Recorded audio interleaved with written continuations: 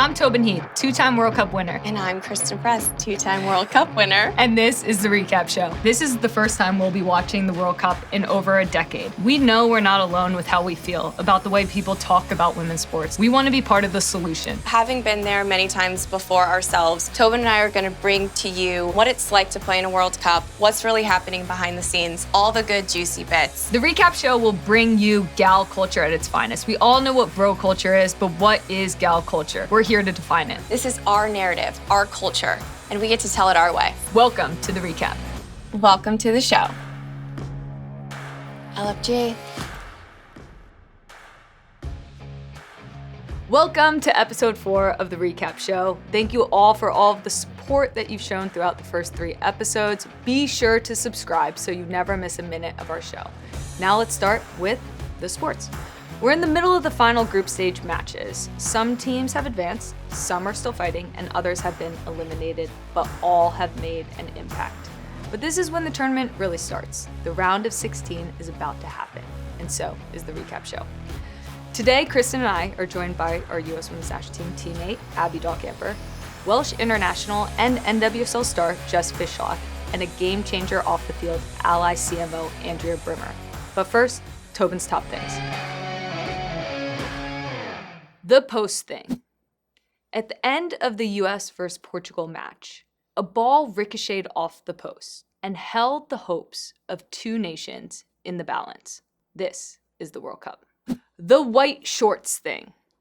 There was news going into this tournament about Nike's acknowledgement that women have periods. And because of that, there was a move towards getting rid of white shorts. Really great. But then I was a little confused because Brazil took the field in white shorts. So then I thought, well, research does show that women's cycles sink. So maybe they synced. And it wasn't a problem. The Canada thing. The FIFA president thing.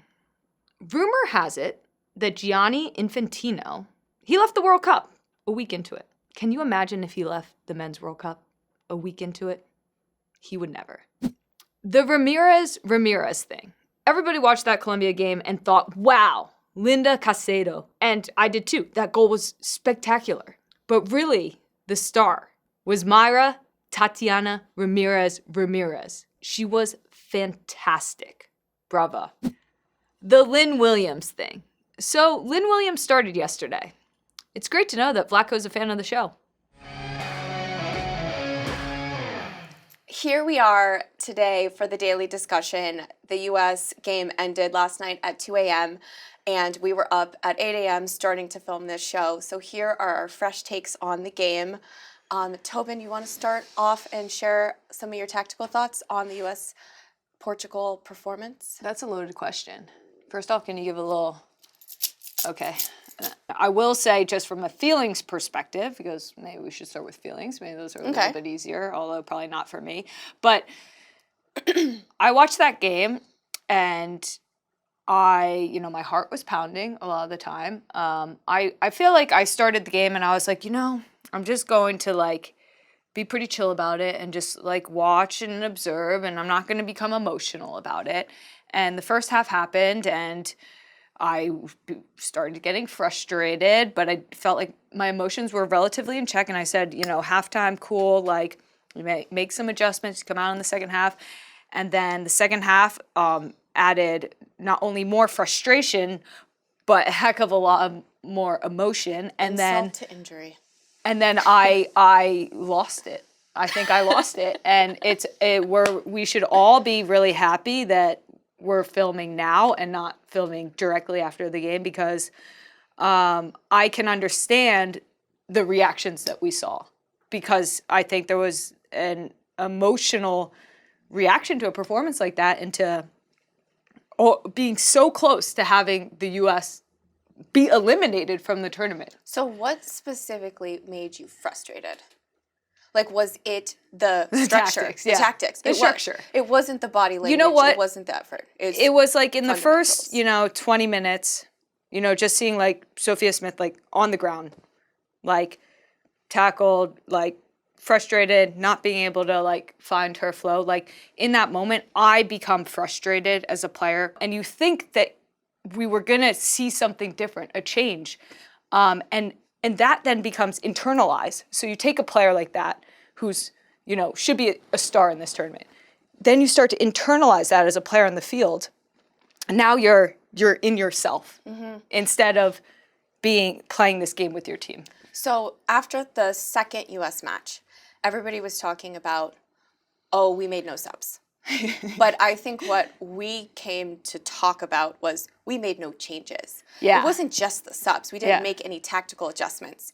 And when I Wait, can we just talk that through? Yeah. Because I think this is a great point, and you specifically made this point to me, and I thought it was brilliant. It wasn't that we didn't put players into the match, right? That's what everybody was emotional about. They're like, oh my gosh, how do you coach and not use your bench, especially a bench of the US Women's National Team? But the point was the team didn't structurally change to win that game. And so this is why it's so interesting, because it's like a micro moment that's reflective of the macro moment. In the game, we need to make, in every soccer match, you need to make tactical adjustments to exploit spaces, get numerical advantage, yada, yada. And we haven't seen in a game any of those tactical adjustments, but it points to the larger point that have we seen any tactical adjustments in the last year? Have we seen any different formations tried? Have we seen any adjustments to the way that we're pressing? Yeah. We've seen the team come out for the last year in the same general shape, in the same general pressing structure. And the question I have is, now we're in this tournament and we're saying, okay, we're not super happy with the first three performances, but we're going to grow, and we're growing into this tournament. But if we haven't seen growth in the last year, then how can we expect growth now to happen over the next 7 days? I mean, you make a great point. I think where you start is you want to generalize your player pool, right? We knew there was going to be a shift in, what the 2019 team was into what the 2023 team was. Of course. I think your point, I want to contextualize it a second before you go into it. What you're saying is that the problems aren't starting today. No. It starts a while back. So now you're talking about the player pool. Yeah, so you have to generalize your player pool. You have to see where your strengths, your weaknesses are, where players are in their cycles. You're going to get older players, you're going to get newer players, how much you have to invest in certain players to be prepared for a World Cup. And generalize what the national team is, what you want it to be, what your strengths and weaknesses are, how you're going to win a World Cup. That's where you start. And then you specify it, you get into the details, and then you pattern play, you figure out subgroups that work really well together. You go into this. I think we never generalized. We went straight specifics. We went straight, this player is playing really, really well. This player is the best in their position. This player, this player, this player. And for me, there was never this idea of a team. And if you want to look at the feeling that the players have, the errant passes on the field, and I feel it, and I think part of the frustration is I felt this exact same way in the Olympics.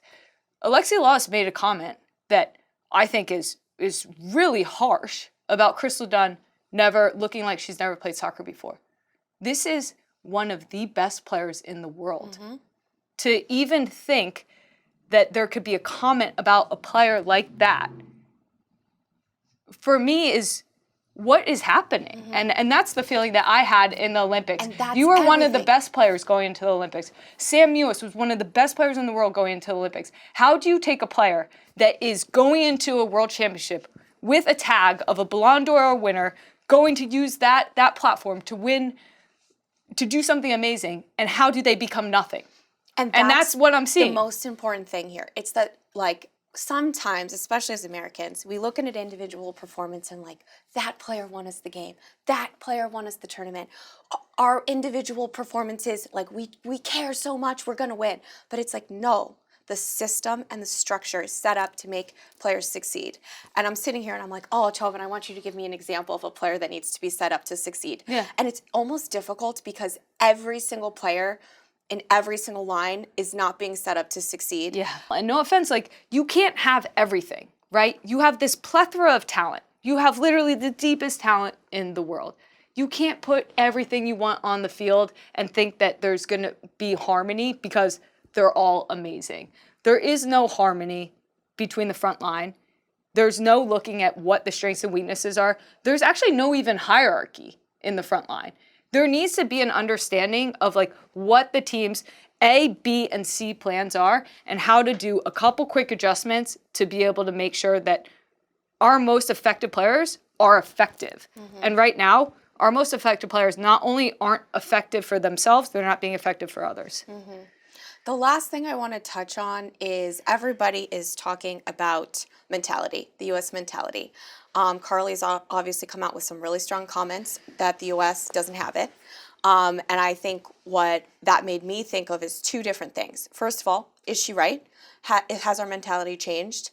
My thought in my heart, not being there, is absolutely frickin' not. There is no way. It is so ingrained in us through the ages, like, but why does it look like that, right? There is something off. Why does it look like that? And the second thing is if we were doing all of the nonverbal signals of like a great mentality, if we had put in the tackles that Carly wants to see, if we were picking each other up, if we were laying into each other for a bad moment after the game, is that enough? Yeah. Is the U.S. mentality enough to win us a World Cup with where the modern game is? Yeah, no, you bring up like a couple really interesting points. I think I'll start with the beginning. You know, Carly Lloyd, like everything that she said, everything that she did was, you know, a reaction. It was a very Carly Lloyd reaction. That's exactly how Carly is. That's what she brought to the U.S. Women's National Team. That's what made her great. That's what made the teams that she played on great. And then there was a reaction where Heather O'Reilly was saying, like, come on, America, let's get behind this team. And then that was the beautiful picture Quintessential Heyo. Of like why Heyo's so special. That she can flip that she can flip what Carly thinks and flip it into something that's positive and like proactive and changes the energy, right? And both are so strong. Yeah. And both are so right. And that's the beauty of the U.S. Women's National Team, is that those two players shared a locker room, and those ideas got smashed into each other, and that's what makes the mentality of the U.S. Women's National Team. Look, there's a lot of ways that you can go about this in terms of like the do's and don'ts. I think with mentality, at the end of the day, we always say this, like winning speaks. The U.S. Women's National Team is still in this tournament. We are. They can still win this World Cup. The only thing that matters is that they win. So if they're going to be criticized for their mentality, for their off-field, like whatever, if they're unfocused, what they're wearing, whatever. Like honestly, like the only time that will become an issue is if you don't win. The world is watching and is feeling like this team has shown up like they've already won. Because we have won a lot. We won the last 2 World Cups. We've won pay equity. The players are getting paid. But we can't show up like we've already won this World Cup. We need to go out and win this World Cup. Okay. Well, it's morning time, thank God, because I think if we caught each other after the game, we probably would have this energy would have been a lot different. But thank you, Jess Fishlock. Just for a little bit of praise, not like you need it. But Welsh International, 134 caps. Did you know that you are the first player to ever get 100 caps for your country? I was aware of that. Yeah. You would be aware of that. Midfielder for OL Reign, just an absolute boss. Had the privilege of playing with you. Honestly, it's great to have you. I think this is a really important piece of how we talk about the World Cup, is getting different perspectives. For us, U.S. Women's National Team, like supporters, we are like the toughest critics, right? And we should be, because that's the expectation. That's what it means to play on the U.S. Women's National Team. That's kind of what you sign up for. In women's football, it's actually quite rare that people really study the game and understand it and watch it and analyze it, to the football part where you were like, oh, I got home and I have to like turn off the football. You're just replaying the game back in your head and you're thinking about it. So talk me through what you saw specifically and where you think we are having issues, because there are a lot of issues, but let's talk about your main issues. My biggest concern is that their balance in every single unit is off. Yeah. And I think everybody will always talk about, the individual kind of situations and relationships with fullback and winger, or centre backs and six, or, tens and front line, and blah, blah, blah, blah.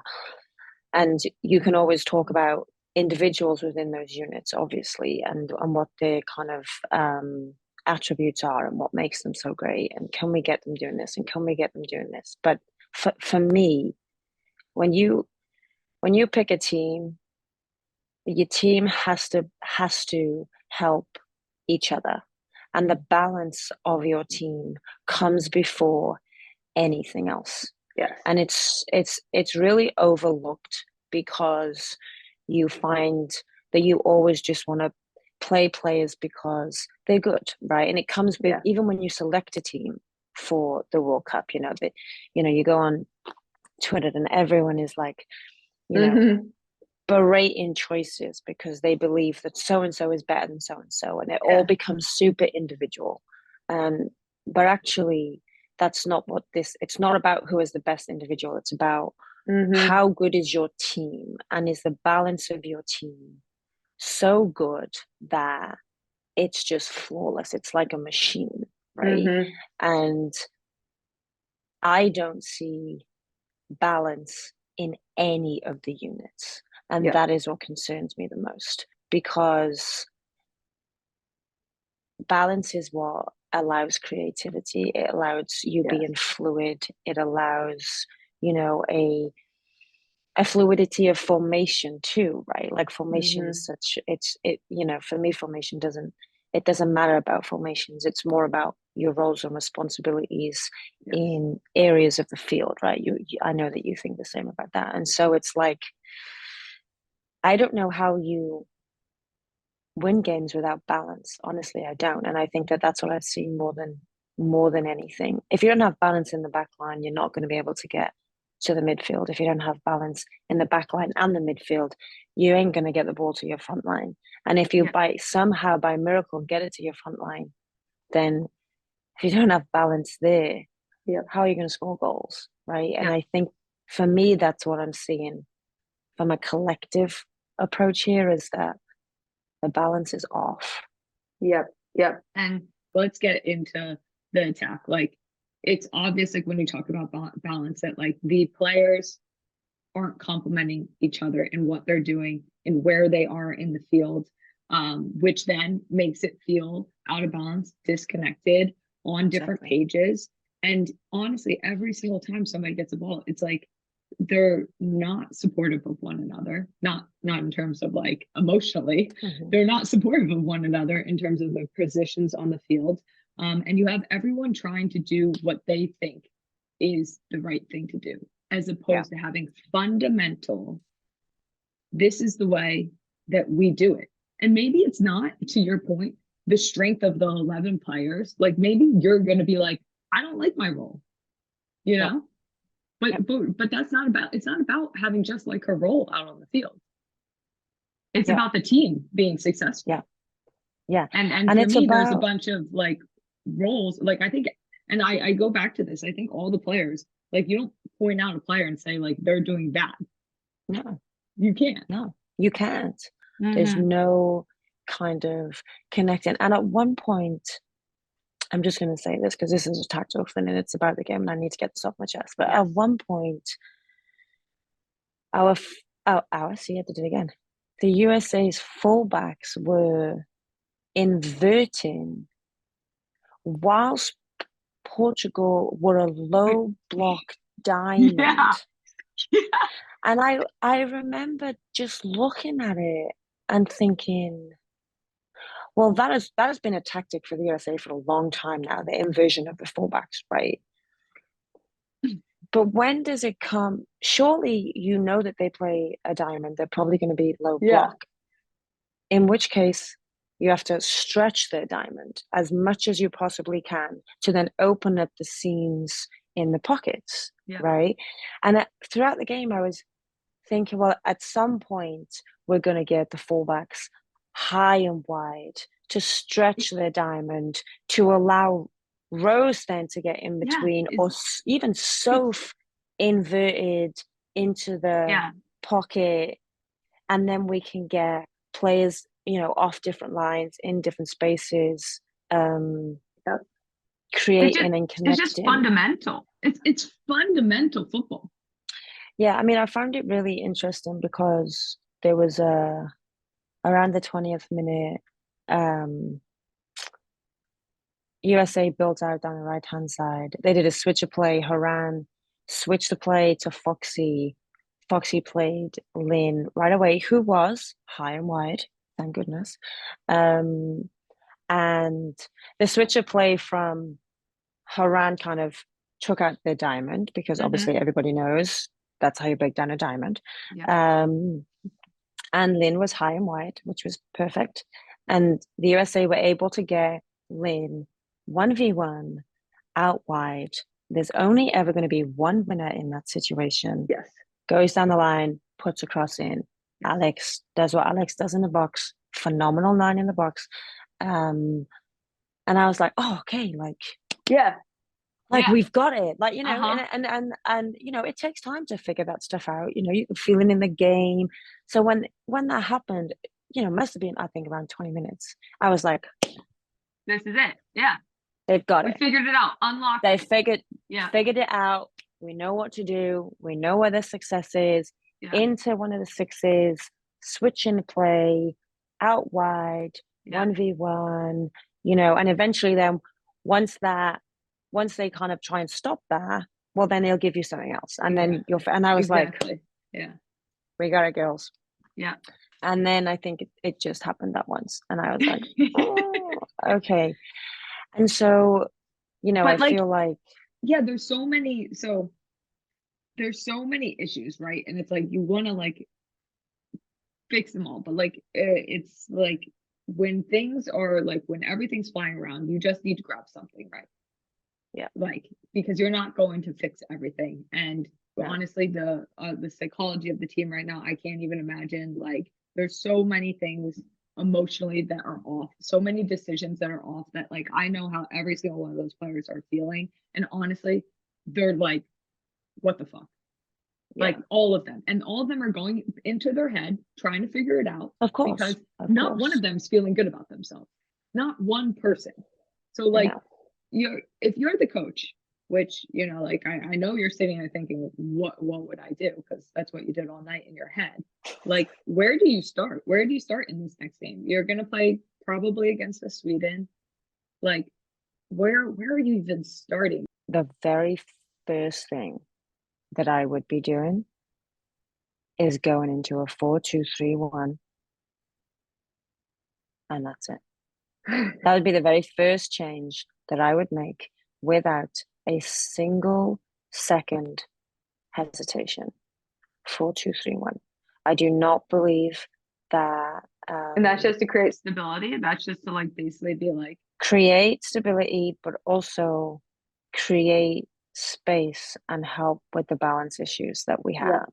There again, that the USA have, because I think people really underestimate how good of a structure a 4-2-3-1 is, and what it enables you to do. And people often think that when you go 4-2-3-1, you have 2 6s and they don't move, and that's not true at all.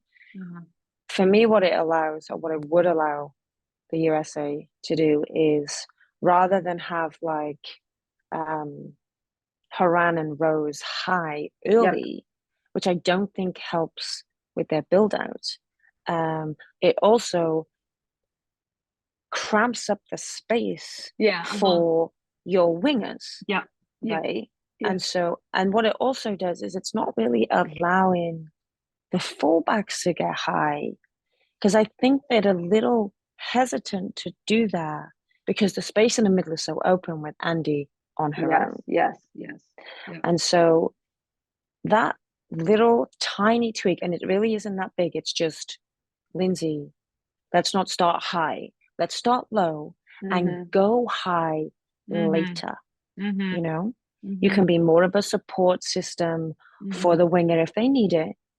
Your fullbacks can get a little bit more, attacking and higher Give space because to you the know wing. you have the space to go in, and your wingers can go right. I'm gonna go wide, but also you have that space in the middle to come into and drive into if you want, which suits a lot of the national team wingers that they have at this point. Right you now, know, Smith right now, And it's exactly. really tough in a 5 to play like that as a winger, you know, especially if you don't have high and wide fullbacks. Exactly. So right now, because fullbacks not getting high, there's only 1-6. So they're like flat, I like it. one flat. And then every time the wingers get the ball, they're crowded out because the opposition can send 1 and then 2. Like how many times was Sophie the other day? 1 against 2, back against the wall, back against the sideline. I mean, that's when Where is she gonna go? Exactly. That's when I'm like, that's when you stand up, you make a couple changes to that specific subgroup, because you're talking about a player that like should be up for like best player in the world, like in terms of caliber of individual. I'm like, how do you get these caliber of individuals that are literally so good and make them look so bad? You put them in a situation where it's impossible for them to play. It's impossible for them to do the things that they're special at. And like, I watched it over and over again, her be unsuccessful. And I just said, it's a couple changes to a couple people around her. That's all it is. And all of a sudden she's like, oh, wow, now I can do what I need to do. That makes me good. That makes the team good. Yeah. I think it's also interesting because obviously if you just look at the, let's say, how these play for their clubs, right, which I think is super important. So plays at the 9 for Poland, and has so much more room to operate. Working in a 9 and being able to check feet, running behind, spin someone, but have a little bit more space. Yeah, I think I completely agree with you. Like Soph's an out and out 9, period. Like there's no question to it. When like you're losing her biggest strengths, like when you put her wide. I get it. Like you wanna have the best of all worlds out on the field. You want to do X, Y, Z. And believe me, I'm not saying the answer to this team is taking Alex off. Like I actually don't think that's it. No, I don't think that's it at all. I don't. No, I don't either. But like you're absolutely right. Like everybody watches this player day in and day out and knows what makes this player special. And it's not. But you know what could help that though, is if fullback was high and wide, and then she's rotating more like a double. Could rotate inside like a double 9. Yeah. Well, then you do have the best of both worlds. And if you had then, and then you have Soph, because you have 2 6s. You have Haran, who starts probably as a little 6, but then can join in like an 8, because obviously that's, you know, she's very good at that. Get into the box late, but also being an extra support behind the ball for circulation and breaking lines and passing through the seams. I mean, I like it. I think it's really smart. And it just shores them up defensively, honestly. And they're going to be playing against a Swedish team that will smell blood, plus the history of they're going to want it. They're going to want it big time. They're going to really want it. Big time. And I think, like, this is crazy. I still believe I do, because these players, you know, no one in this World Cup is going to get as much flack as the American girls. No one, and they're gonna know that. They're gonna know that them having a bad game will like be an earthquake throughout global soccer. And they're going to have to find a way, more so than ever before, probably, because this World Cup is just, you know, so different to any of the other World Cups. They're going to have to find a way to, in the next 5 or 6 days, I don't know when they play their next game, to just really kind of sit down be honest with what they need from each other. Yeah, I mean, I think we could continue talking forever. I know. I loved your insight. Honestly, it's so great. It's so important to have because, like, at the end of the day, like you said, we all are hypercritical, but we're all like still firm believers. Oh, We're so firm of believers yeah. that this team will figure it out. And I really hope that for them. And I know for you, as much as for me, it's like almost a frustration that we're not figuring out with all the pieces that we have. Yeah. So I really think appreciate that. this game will change that for them. I really do. I think sometimes you need that one game where you get what you want. Nothing's been hurt. You haven't lost anything, but you know you were close. And sometimes those games really just go, okay. Yeah. Let's blank canvas. Let's go now. And I think this might be that game. But I would like to leave you with this. I was thinking of you and a superlative that I would want to give you. And I was thinking most likely to win a World Cup as a coach, Jess Fishlock. Oh, wow. Wow. That's there you go. There you go, my friend. Damn. Thank you. I appreciate that. All right, we are joined today by a special guest and friend, Abby Dahlkemper. Yay, welcome to the show! Abigail Lynn Dahlkemper is a defender for the U.S. Women's National Team and the San Diego Wave and a 2019 World Cup champion. In that 2019 World Cup, she was one of only 2 players to start every single game. In 2013, Abby helped lead UCLA to their first ever national championship. She was named to the NWSL Best 11 in 2017, 2018, and 2019, and she's won NWSL Defender of the Year. In addition to those honors, Abby won the NWSL Championship in 2016, 2018, and 2019. She's played for the Western New York Flash, the North Carolina Courage, and Manchester City. A year ago, Abby had back surgery that ruled her out for the 2023 World Cup, and she is about to make her triumphant return to the field this weekend in the NWSL. We're very proud of that. Notably, and this one I added myself, she has the best long ball in the game. And importantly, she endured 2.5 hours on the 5 freeway to make it here today, straight from training, and we are super grateful. Welcome to the show, Abby. Thanks, guys. Welcome, I'm so excited to be Abby here. Booted Dahlkemper. Boom. D. We're so happy to have you here. I know for all of us, it's a unique experience to be, watching the World Cup for the first time. I think many of us thought we maybe would have been playing in it, yourself included.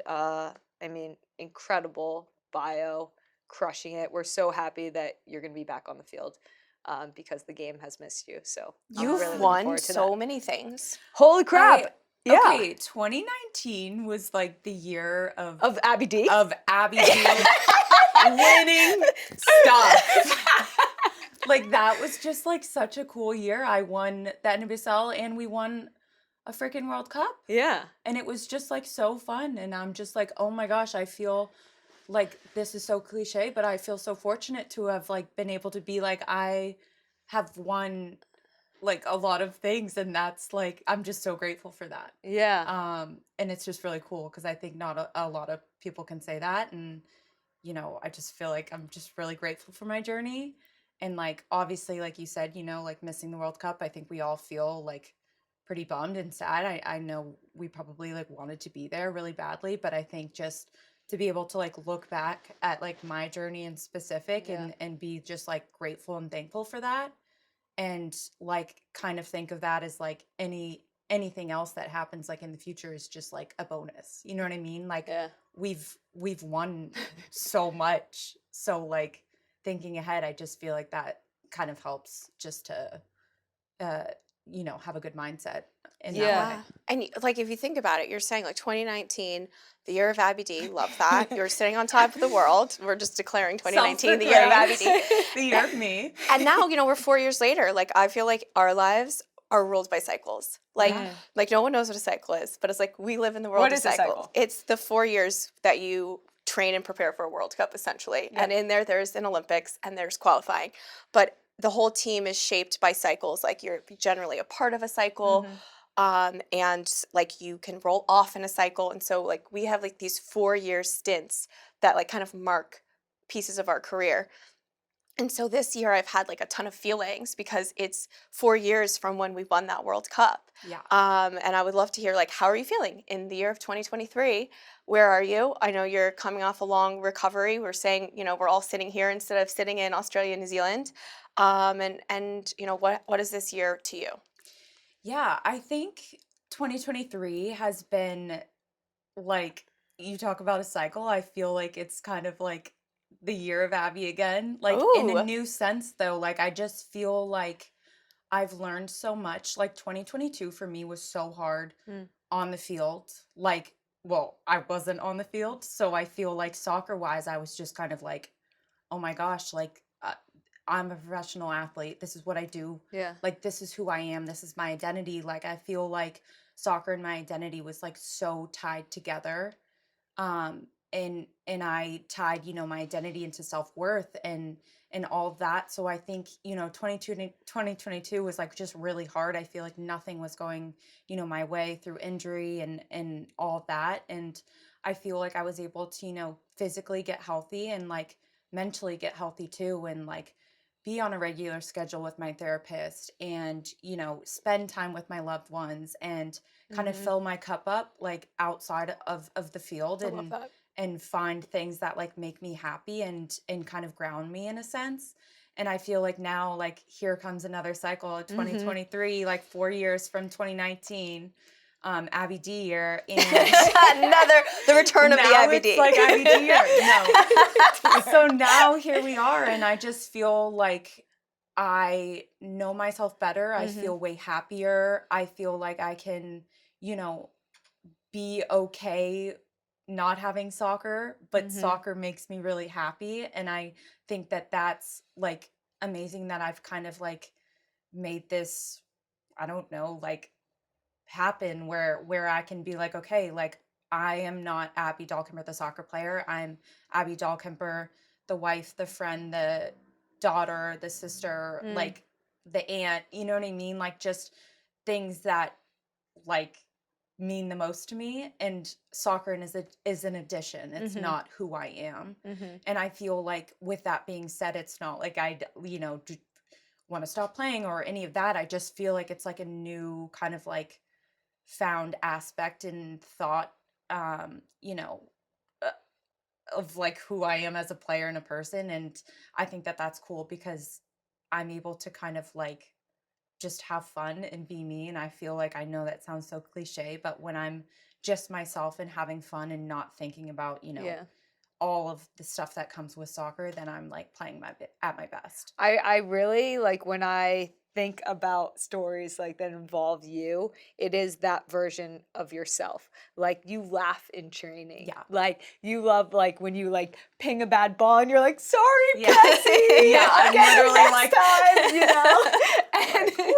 and it's like that like joyfulness that I feel like you bring to the pitch along with just being amazing at what you do. We talk about like the players that are kind of missing that were like kind of part of the more like immediate plans of the 2023 team.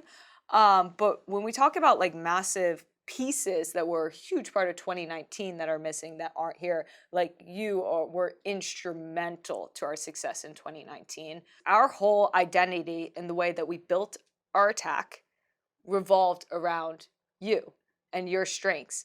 And when we talk about this specific, really what Kristen called you best in the world at, which is like your long ball, and just like your long passing in general, it allowed us as a team to stretch the field. Yeah. And that creates so much space. And high and wide, baby. Max We were all fighting to play on the left side so that we could be the one to receive your long ball. You know, I will say, but you're You're right. You're around the corner ball. Like, honestly, it was like, you know, perfect. And we look at, you know, some things that are, you know, missing or a little bit more of a struggle with this team is they don't have that verticality and they don't have that clear identity with how they build out of the back. So for me, like, I want to, like, for the world to understand how pivotal you were to the success of that team.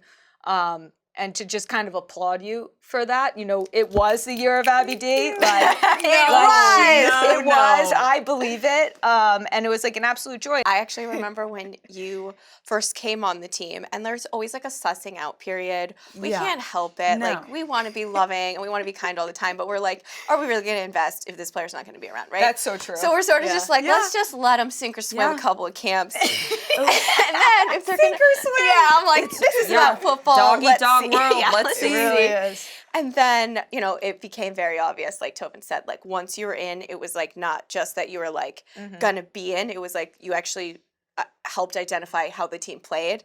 And so then it was like, you know, where do you fit in with the gals? Like, where do you fit in? What's your place?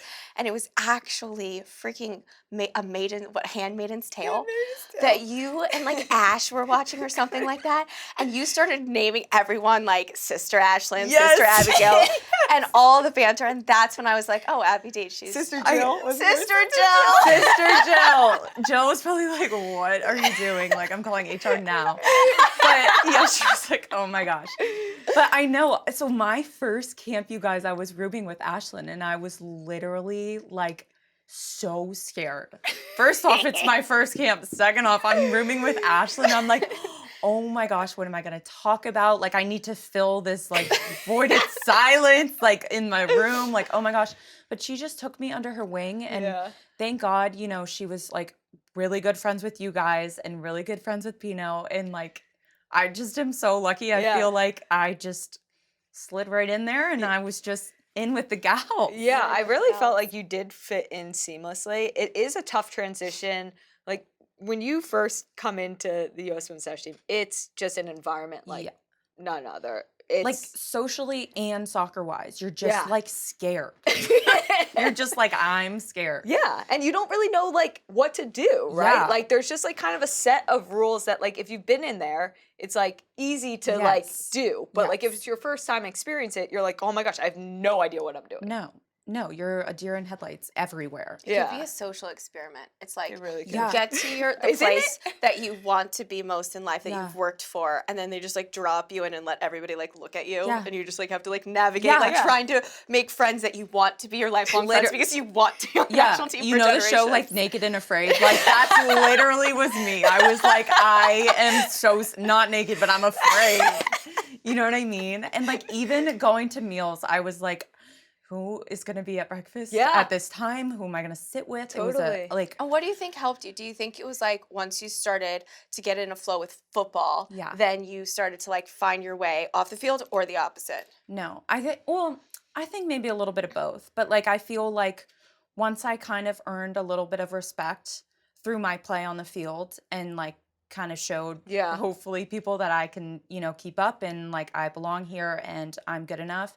Like then I felt like, you know, things kind of started to flow like socially off the field, and you know, obviously you make connections on the field, but like off the field too, to you know, like we spend 24/7 with each other for however many days out of the year, and so yeah, I mean, I just am so thankful for like the time that we had at camps. And I just was telling this story off the camera, but I love when Pressy opens up her little sparkling water before the game, and I'm like, okay, this is go time.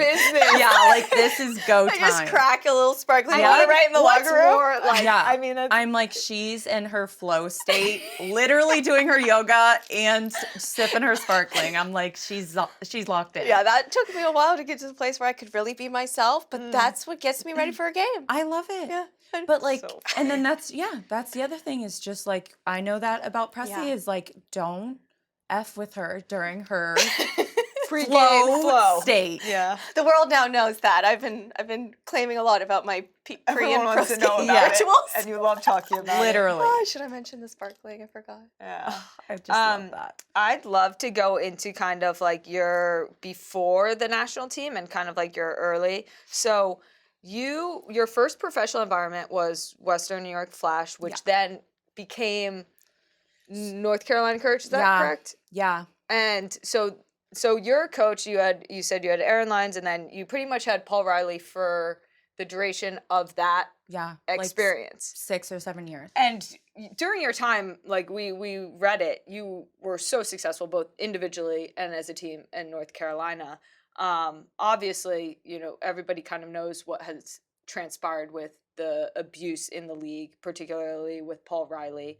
How did you balance this understanding of, when all the allegations come out, with a coach that obviously had helped you a lot from an individual basis? Like, that's when you then got your first call up on the national team.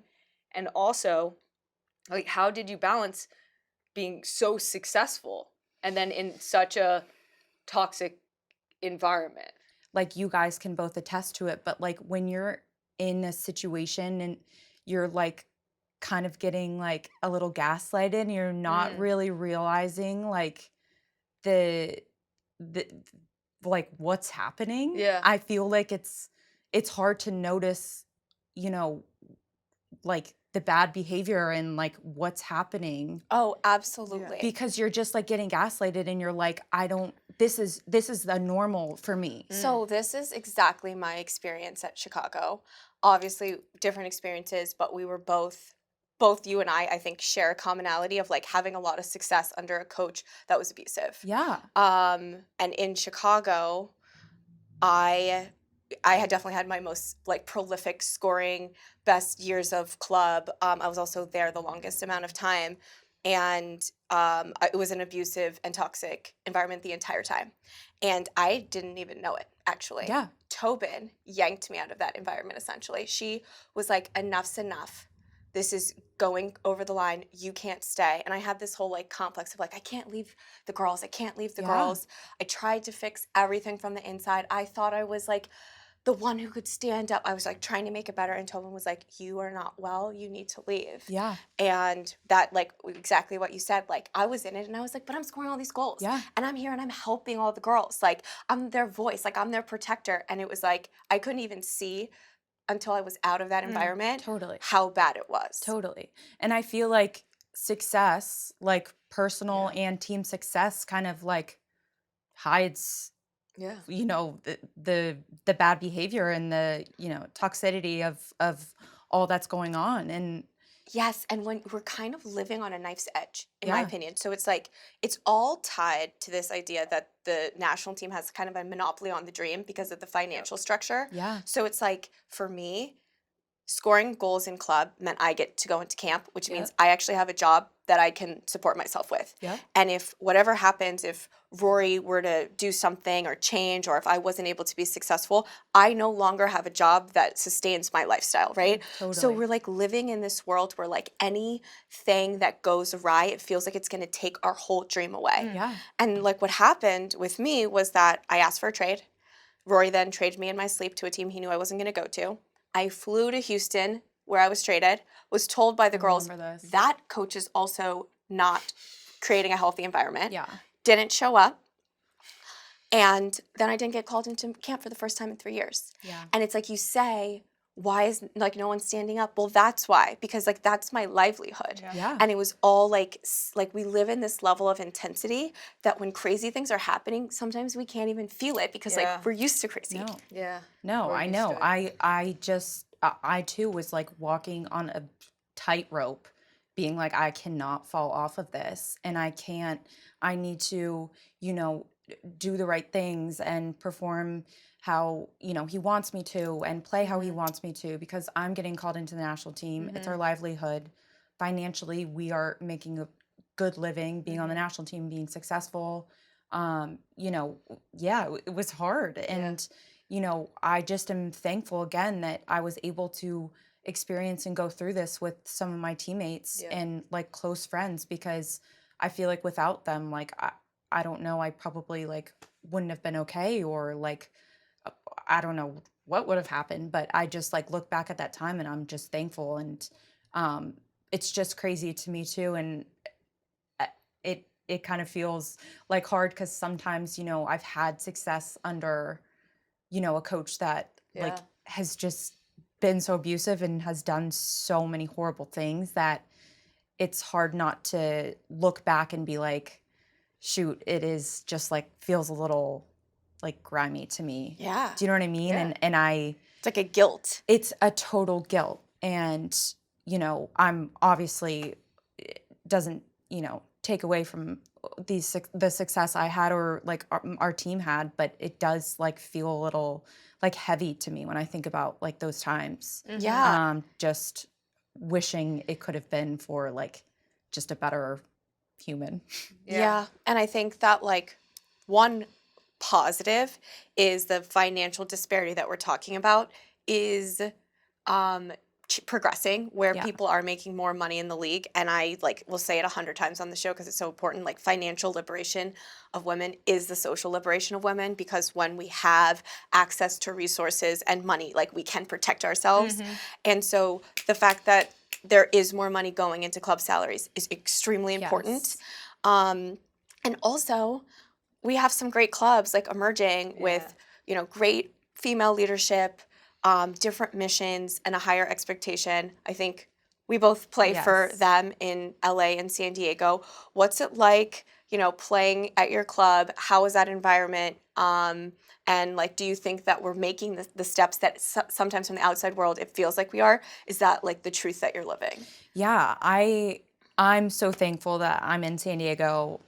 You know, like yourself, I was like the first player signed for the San Diego Wave, and it like was such an honor. And I feel like between LA and San Diego, those two NWSL teams are like really raising the standard of the NWSL and of like women's sports in general. Like, I feel like, you know, everything that they're providing for us on and off the field is just like, when I think about my rookie year at Western New York, it's just night and day. Like, you can't even compare I love the that. two.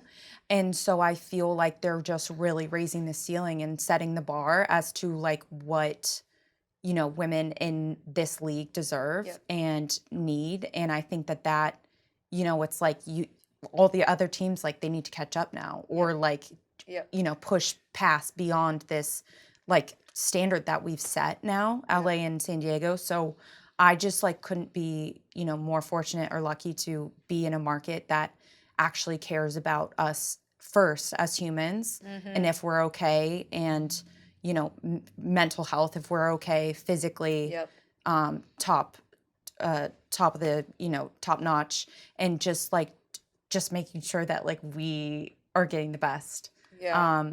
And yeah, I mean, I'm just really thankful for being at San Diego, and just for everything that they've done to kind of raise the bar in this league. I just feel like when I got into the league, I was like, oh, like, okay, today the showers work, and Oh my you know, gosh, like we weren't getting breakfast or lunch. I was like, oh, like, I'm really hungry. yeah, like at least Today we have have fried some at least rations. we have some like energy drinks or like a Gatorade before the practice, you know. But like now we get like breakfast and lunch, and it's just like the little things that I'm like, wow, thank God, Totally. like, I can have some coffee and breakfast before I go out. Thank you so much. Yeah. So it's just crazy, and I'm like, I'm so happy, and it's just like, you know, rookies coming in and like seeing that this is the standard, as opposed to like when we entered the league, and it's like, well, I'm gonna go home dirty and grimy, and I better get in the shower when I get home because our showers don't work, and you know, I share a locker with, you know, my teammate, because we're rookies. So it's just like, just little even things like that you don't really realize. And I'm still to this day like so grateful when like we get our meals, and just like little things like that. Which is like sad, but like true. No, I know. And that's like the idea of like being grateful, right? And where we need to like, you know, stop.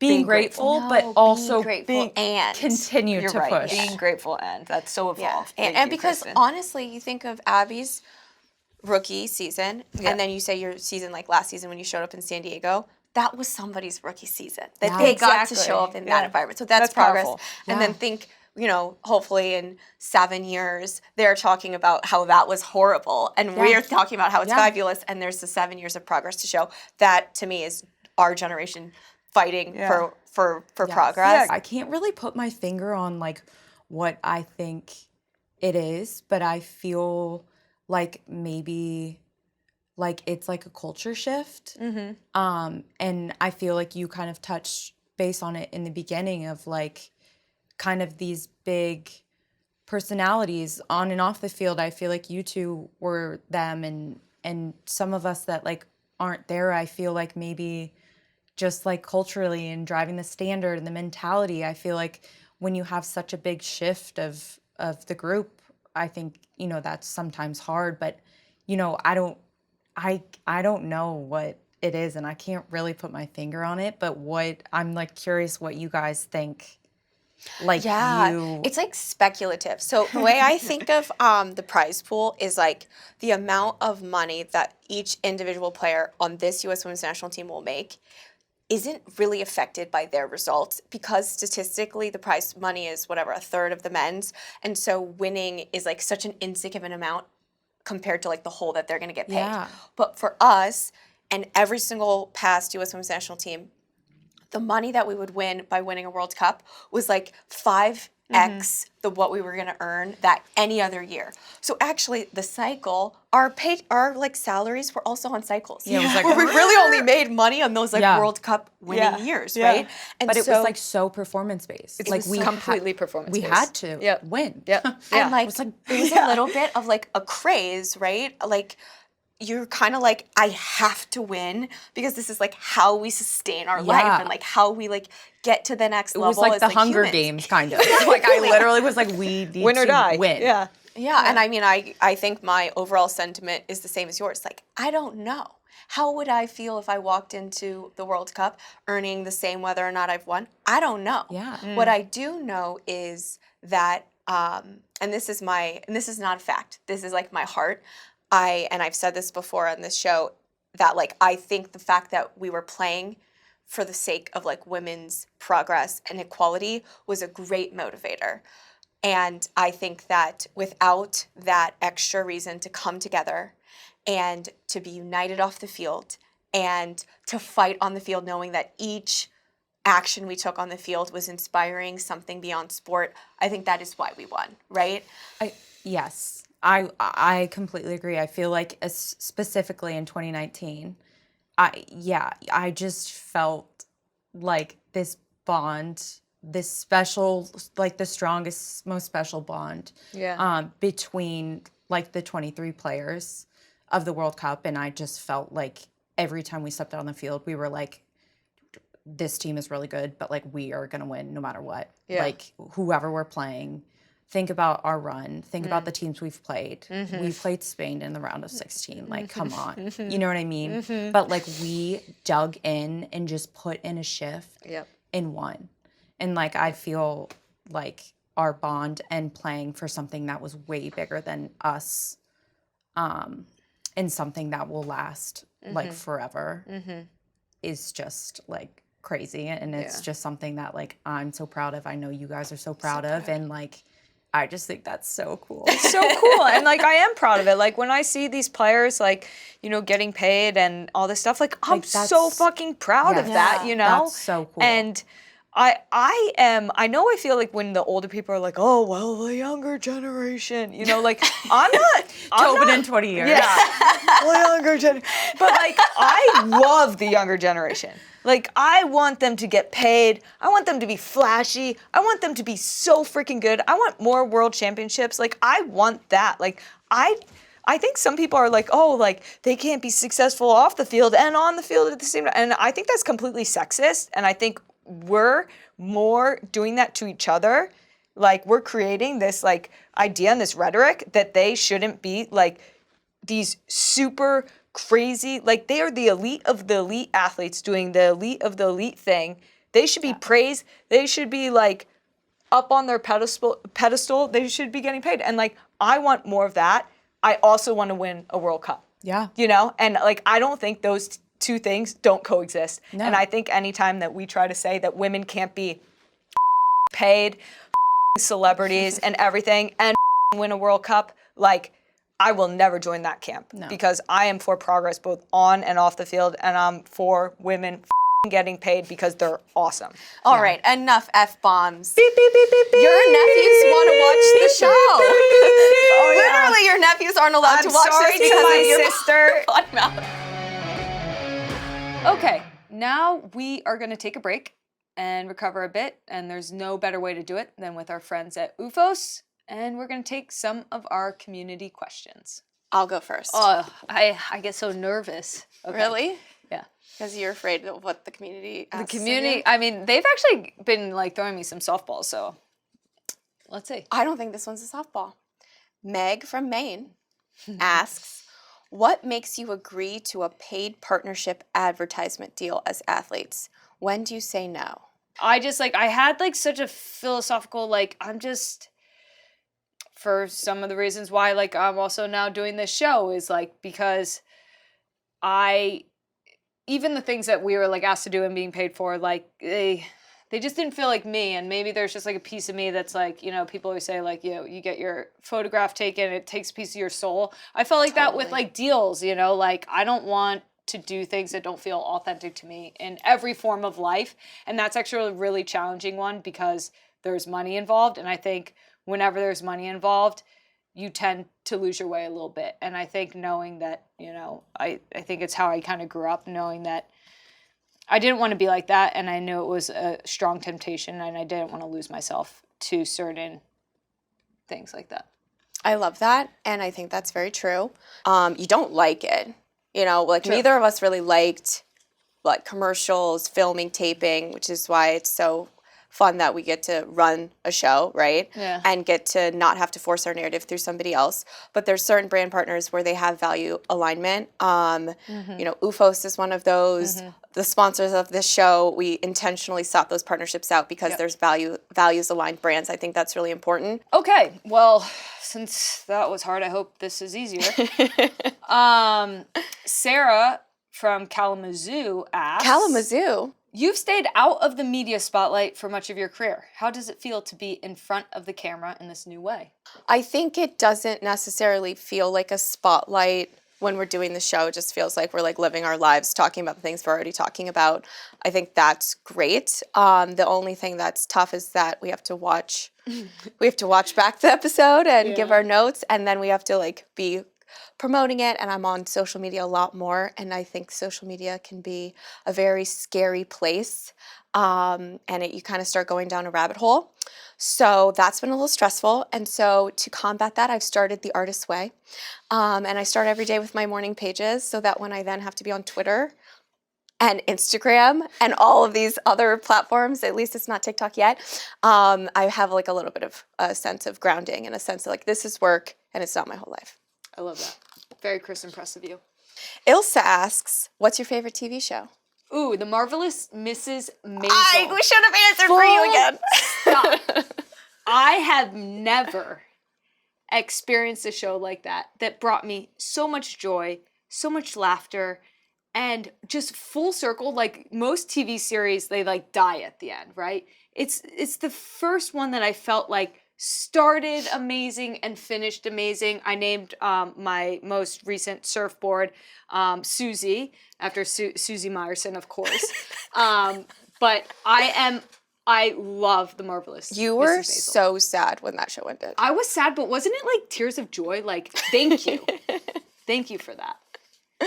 I'm so glad I got to share that. Yeah, me too.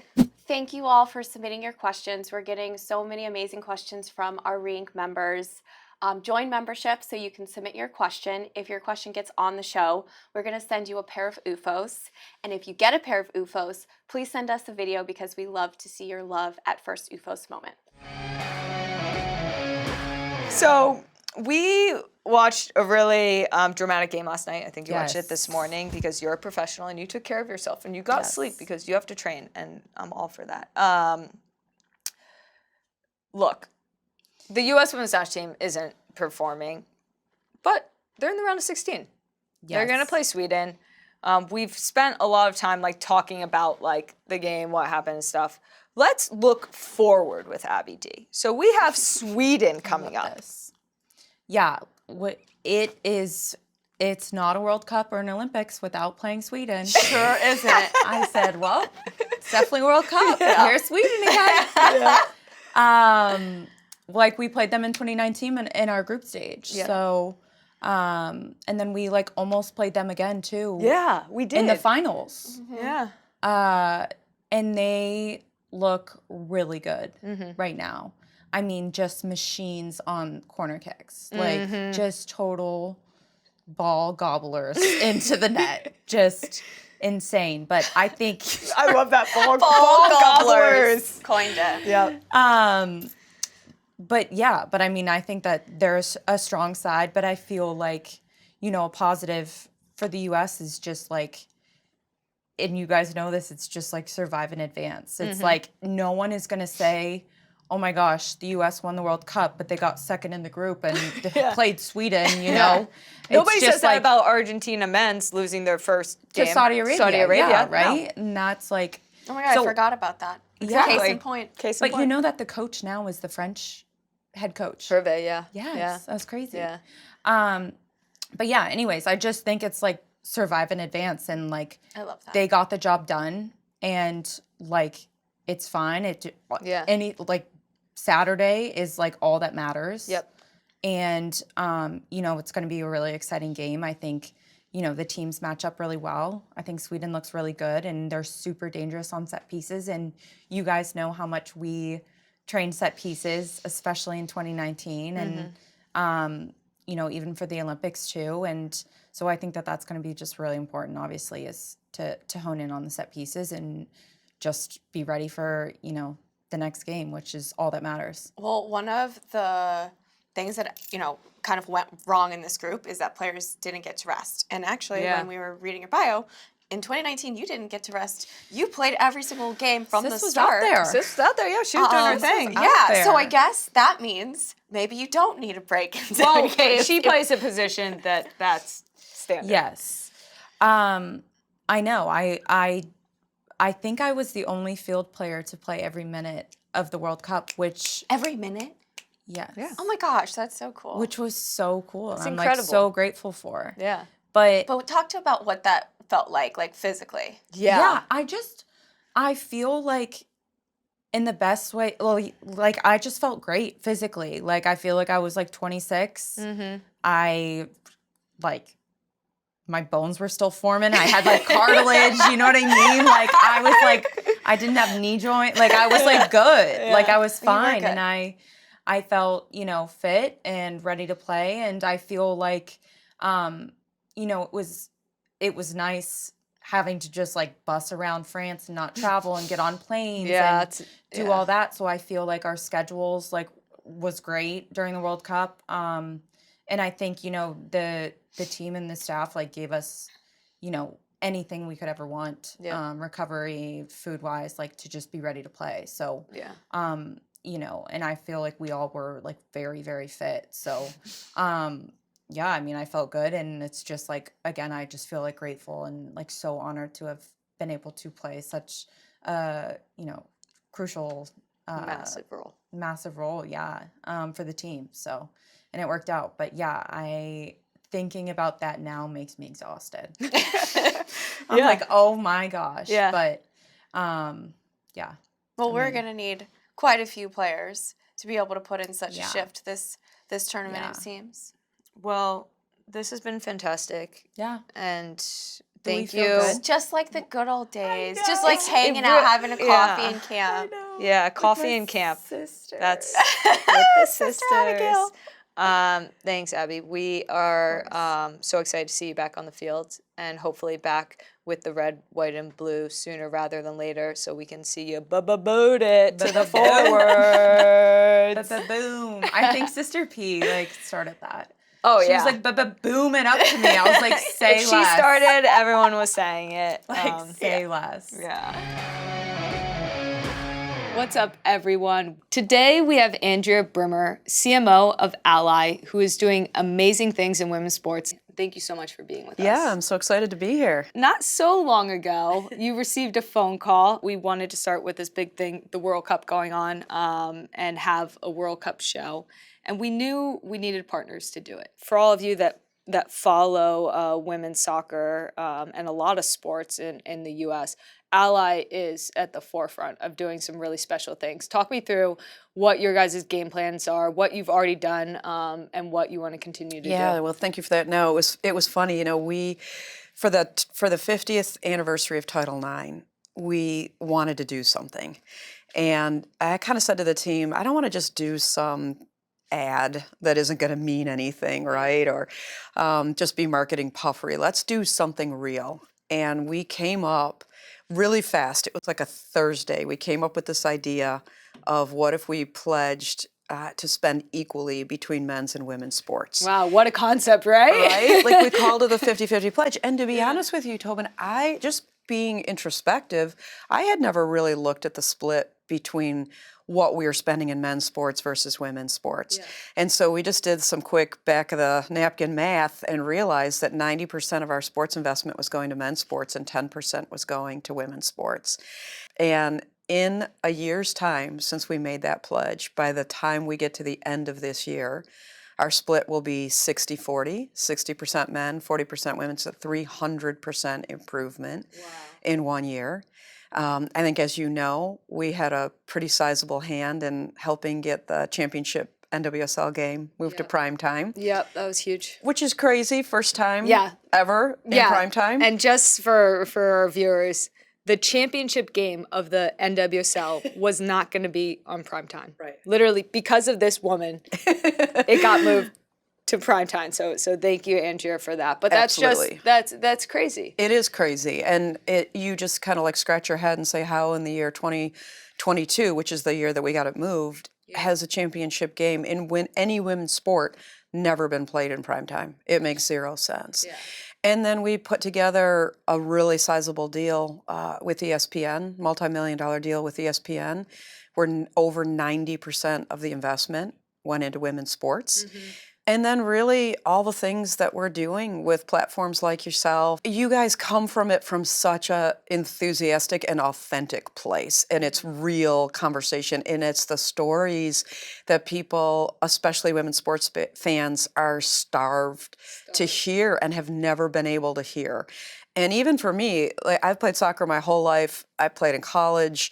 I'm a huge fan. Those are the bits that you want to hear because they're so different and they give you such an amazing glimpse into what a beautiful game that we play and love. Why is investing in women's sports good for business? That notion of women's sports being a charity or brands thinking about allocation of funding to women's sports in their community fund as opposed to in their main media fund, like it pisses me off. Is that really bad. How it is? Yeah, and honestly, what's frustrating is that the way that media has typically been sold is that you have to buy a certain allocation of men's sports media in order to unlock what they call value-added women's media. So oftentimes, the women's media gets thrown in for free after you hit a threshold of investment in men's media.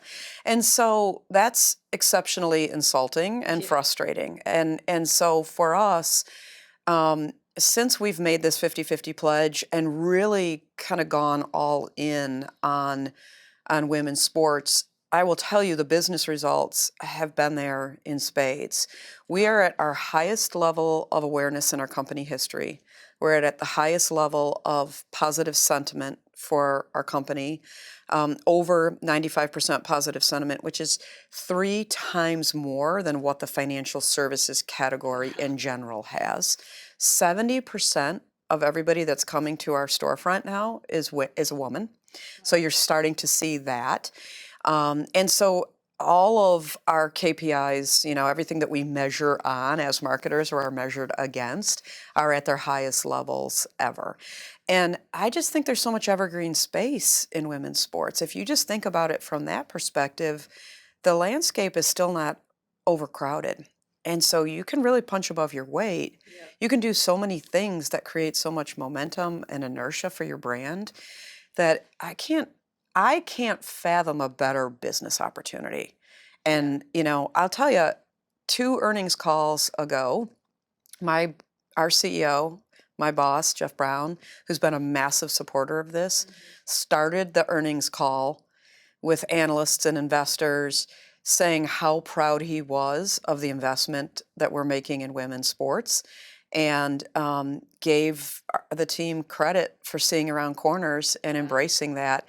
And I didn't know he was going to do that. That's pretty special. Where the focus has to be is that brands need to come together and really solve the issues around media equity.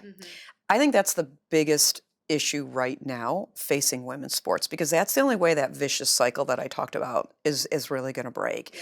And you know this as an athlete, female athletes have had to be really scrappy. They've had to have their side hustles. They've had to figure out how to create their own social currency. And when you look at top performing athletes in social media, disproportionately female athletes are among the top, because you guys have figured out how to create that social currency for yourself.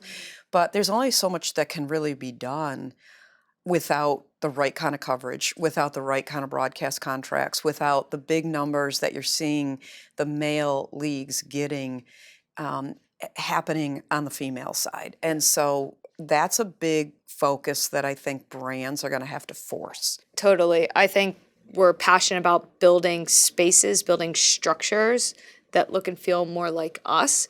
I always reference this idea of sports living in this like one house right now, and women's sports gets this add-on or this back room, and they like the garage. Yeah, the garage, even better. And it's awkward there, right? You say that we're kind of raked in, or we're that add-on, but we're not being thought for, we're not being built for. Right. And now is the time to build new structures that look and feel like us, and be supported by brands that look and feel like us and believe in us, and not just see us as an add-on or addition, but really want to build for us.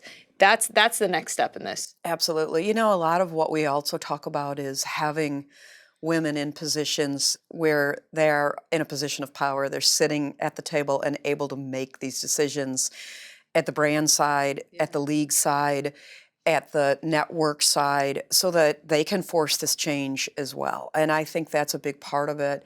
You know, one of the stats that was so compelling for us when we thought about the business opportunity behind the 50-50 pledge was this idea that 94% of women in the Fortune 500 that are in a C-suite position played sports at one point in their life, and 54% played at the collegiate level. Wow. And so you think about sports being a pipeline of creating the next generation of American business leaders. Yeah. And if that's not a compelling enough stat for brands to get behind women's sports, because as you know, what you've done is rare air. Very few athletes go on coming through college to play at the level that you've played at. And so where do you go from there? You go to business, you do other things in life, and sports are a platform for that. It's just another reason why investing in women's sports is so critically important. One frustration that I have as a fan and even as a player is when people ask me like, oh, how can I watch you? Even for me doing that thing, it's a hard answer, right? Yeah. And even when I'm trying to find myself or find my teammates playing, especially with the NWSL, it's hard to find. So you're giving an investment to a property to put women's sports out there. Do you still feel like there's a barrier that you are facing even within that investment, that the structures still aren't there to give that accessibility to the fans? Yeah, I do think that the promotional elements need to be more significant. You see the promotion that's around, let's just say an NBA finals. Yeah. It's everywhere, right? Yeah, whether I care about it or not, I know it's happening. Exactly. I mean, they blanket, whether it's in your social media feed, whether it's earned media, whether it's promotional moments within their networks and platforms. That's what still needs to happen. So yeah, I think that's a massive issue still. I think the promotional investment from the legacy media platforms needs to be there. Yeah. Where I place a lot of the blame is on brands not making the investment, because the legacy media platforms and the emerging platforms, as you know, trying to run a business, you can't exist without that investment. Yeah. And so I think it's a great point. Until the brands come to the table, and that was really what our 50-50 pledge was about. And I'm still kind of like, where's everyone else? Yeah, Come yeah, on. yeah. We And I could think, use you. and like you said, the brands play a major role in that because they're going to follow where the money is and where the money's going. Exactly. So until there's a significant change in the investment in women's sports coming from the brands, that won't change. You know, I've been doing this for a long time. I've been in the marketing world for 30 years, which I know is shocking because I look so young. But I have never been associated with something that has been so impactful as this 50-50 pledge and what's happening with women's sports. Not just personally and the love that I have for it, but on behalf of igniting our business. And I really believe it was a seminal moment for our company and our brand when we made this promise. And the results have followed. And leaning into it now and capitalizing on as much of the momentum as possible is really the focus for us as we go forward. Like, we're just getting started. As you all know by now on the recap show, we love to finish these episodes by looking ahead to a particular matchup. And the one that I'm most excited about is one of the early round of 16 matchups between Japan and Norway. Really, this is a tale of two teams in the group stage. Japan has seemingly done nothing wrong. They've scored goals, they haven't conceded, they've had incredible performances. Norway seemingly had done everything wrong, made it out of the group, but a lot of off-field drama, on-field bad performances. That's why I think you have to be careful in a game like this. I think if Japan goes in and they continue to execute at the level that they've been going through, great. But if we get to see a Norway team that I think we're capable of seeing based on the talent that they have, I think this could be an interesting game. If I was to predict this match, I would say Japan wins 2-0. And we'll see if I'm right on the next episode.